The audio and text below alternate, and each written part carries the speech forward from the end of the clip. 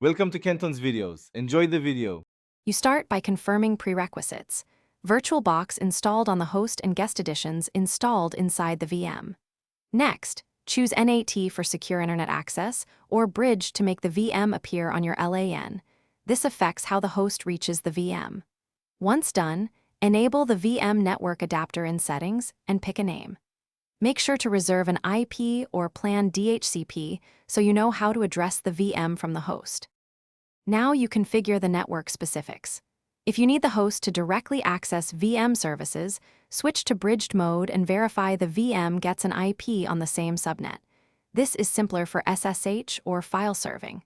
Alternatively, combine host-only and NAT.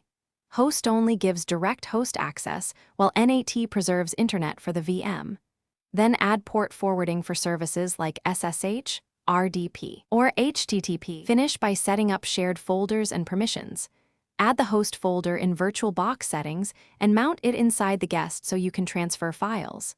Then test connectivity, ping the host from the VM and vice versa, and verify services by targeting forwarded ports.